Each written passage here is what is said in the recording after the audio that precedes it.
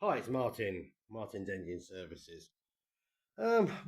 Making a follow-up video here on the Transit Gearbox saga, which has turned into saga, which has turned into a mystery, which has turned into a conundrum. This is the gearbox which removed today that we suspected had a problem.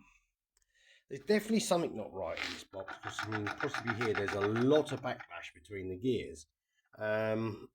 So we're not too sure whether there's a problem with it now or not, as I will explain. So, remove the gearbox, suspecting that was the issue.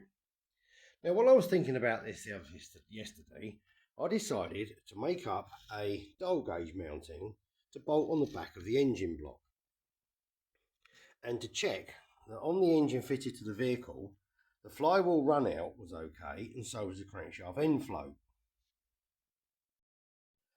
Now, this is the flywheel that had been reground by a very reputable local engineering shop, who I'm not going to name for obvious reasons. I got curious and thinking about this, and I'm thinking, right, we need to prove whether there is a problem. So, I have a spare engine and has another flywheel on it. So I made this mounting up and I bolted it onto the block here, and I checked the flywheel run out.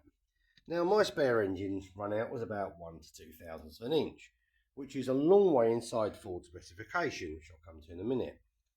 Now I bolted the gauge on this morning to the vehicle, left the clutch on, gearbox was obviously out, bolted it on, and we've gone around the outside in the same place. As we've marked it in 4 points here, found and checked it in 4 points. We started off just by luck at 0, and we turned it quarter turn and it ran off to 9 thou. And the time we got round to this point here, almost opposite, we're at 18 thousandths of an inch, which is 0.457 of a mil. So nearly half a mil run out. And we got back to here, sort of going 9 and back to 0. We did this exercise twice and got exactly the same results. Right, so we removed the flywheel, we then bolted it to my spare engine, tightened it all up properly, checked it on my spare engine and got exactly the same results twice. And that's my start point with the double cross on it. And we started there on the 0 and it went 9, 18, 9, 0. We did it the other way, checked it twice, same result. We did make sure all the way through both tests the flywheel was fully up against the thrust washers, so there was no chance that the crank was moving. Well, the end float on the vehicle we're working on was actually well within Ford tolerance, about 3 to 4 thou, I think. So that's absolutely fine. So this remachined flywheel is actually running out by 18 thousand an inch or 0.457 of a millimetre. Now, the clutch wasn't juddering because obviously the whole face is flat, but is effectively tipped. So the clutch is very slightly oscillating. So I'm presuming that is having an effect on the input shaft of the gearbox.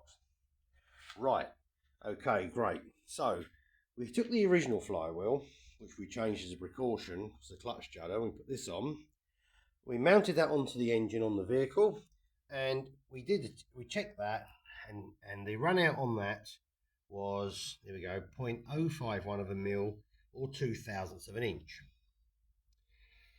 Here is the one that's been reground, and there's the Ford specification, maximum 5 thou or 0.13 of a mil. Now I put on there note, checked on 2 engines. So say this one's been checked twice, 2 engines, say made sure that the thrust washers were tight and got the same result twice. I'm going to actually clamp this to my milling machine tomorrow, and I'm going to run the dial gauge across here and just see if I get the same result. So this was clearly a problem. Great. We thought that was oscillating the clutch, which of course was upsetting the gearbox and creating this. Now there is a little bit of excess slap in this gearbox compared to the other box we just put in, so we thought, all right, we'll put the other box in, low mileage, exactly the same. So everything on, torque the clutch back up, put the gearbox back in, fresh oil, correct oil, all the rest of it, put it in, and we took it for a road test, and bingo, we've got the same problem back again. We have a vibration coming through the driveline. Third gear slightly, fourth gear horrible, fifth okay-ish, but it's there. So we're thinking, oh my good, now what sort of thing? So thought, okay, could it be a seized rear universal joint or partially seized joint on the prop?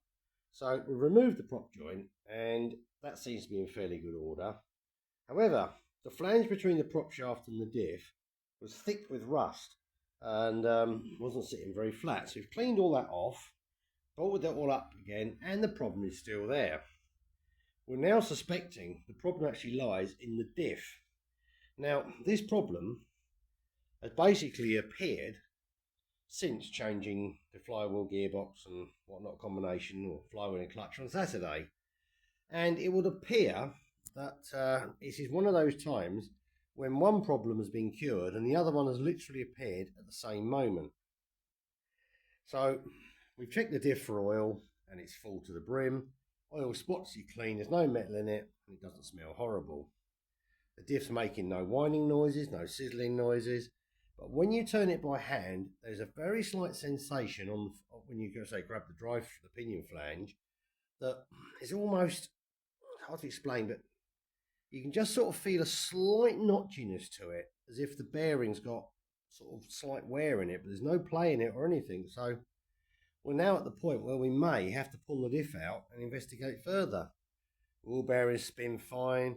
The vehicle's got pretty much new wheels and brand new tyres on. There's no problem there, and it doesn't exhibit any problems like that, and all the bushes are good and the rest of it. So it looks like the diff decided to start playing up basically the same day, or it's obviously been playing up before, but decided to reveal itself the day that we start doing the transmission and clutch rod through the clutch repair. So we've now taken out what is probably a perfectly good gearbox. So there's no metal in the oil I've just drained out, and I was suspecting a lay shaft bearing problem, but I did actually remove the lay shaft plug here. This actually has to be tightened up the specific way on these boxes, but I've marked it and put it back. There's no metal in there, there's no slap in there, it's perfectly clean. And where I removed the speedo gear, likewise, there's no metal in here. The oil is, well, absolutely perfect. So although there's a little bit of free play in this gearbox, what we actually fell for the other day with the lots of flapping around in the slapping the gearbox, of course we forgot about the torsion springs in the clutch moving, so that was some of it. But we now have here a perfectly serviceable gearbox, which at this stage I'm obviously not going to strip, because we're blaming the poor thing, and it turns out we've been chasing a couple of other problems. So there is definitely one major problem. It has to be said, I am very, very unimpressed about that. I'm not into naming and shaming, but I would like to, but we're not going down that route for obvious reasons. So that's the saga of a whole day today spent battling with badly remachined components, perfectly good components that are getting the blame, and components that decided to give up on the same day you do another job.